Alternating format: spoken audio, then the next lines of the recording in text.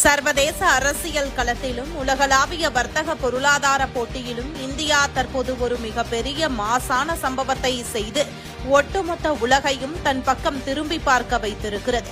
உலகையே நடுங்க வைத்துக் கொண்டிருக்கும் அமெரிக்கா, இஸ்ரேல், ஈரான் இடையேயான போர் சர்வதேச அளவில் கச்சா எண்ணெய் விநியோகத்தை மொத்தமாக முடக்கியுள்ளது.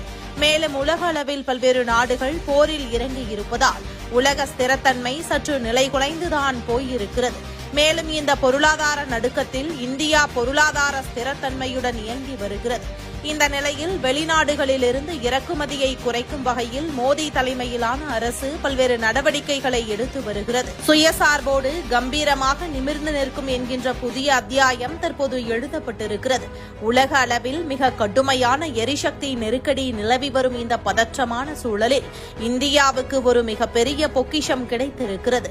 ராஜஸ்தான் மாநிலம் ஜெய்சால்மர் மாவட்டத்தில் உள்ள டாண்டோவாலா எரிவாயு பகுதியில் ஆயில் இந்தியா லிமிடெட் நிறுவனம் ஒரு புதிய இயற்கை எரிவாயு இருப்பை கண்டுபிடித்து அசத்தியிருக்கிறது.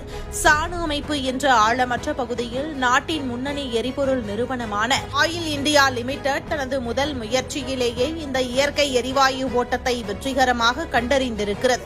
இந்த தளத்தில் இருந்து தினமும் சுமார் 25,000 நிலையான கனமீட்டர்கள் அளவிலான எரிவாயுவை உற்பத்தி செய்ய முடியும். அதைவிட முக்கியமாக இங்கு கிடைக்கும் இயற்கை எரிவாயுவில் கார்பன் டை ஆக்சைடு அளவு மிக குறைவாக இருப்பதால் இது சுற்றுச்சூழலுக்கு பெரும் பாதுகாப்பாக அமையும் என மத்திய அரசு தெரிவித்துள்ளது. மத்திய பெட்ரோலியத்துறை அமைச்சர் ஹர்தீப் சிங் பூரி இந்த கண்டுபிடிப்பு இந்தியாவின் உள்நாட்டு எரிசக்தி உற்பத்தியை வலுப்படுத்துவதில் ஒரு முக்கிய மைல்கல், இதன் மூலம் வெளிநாட்டு எரிபொருள் இறக்குமதி பெருமளவு குறையும் என நிகழ்ச்சியோடு உறுதிப்படுத்தியிருக்கிறார். மேற்கு ராஜஸ்தான் பகுதி கடந்த சில ஆண்டுகளாகவே நாட்டின் முக்கிய எரிசக்தி மையமாக உருவெடுத்து வரும் நிலையில் இந்த கண்டுபிடிப்பு அந்த பகுதியின் முதலீட்டு வாய்ப்புகளை மேலும் அதிகரித்திருக்கிறது. ஈரான் போருக்கு பிறகு ஹார்மோஸ் நீரிணை முடக்கத்தால் ஏற்படும் பாதிப்புகளை எப்படி சமாளிப்பது என்று தீவிரம் காட்டி வந்த இந்தியாவுக்கு இந்த உள்நாட்டு எரிவாயு வளம் ஒரு வரப்பிரசாதமாகும்.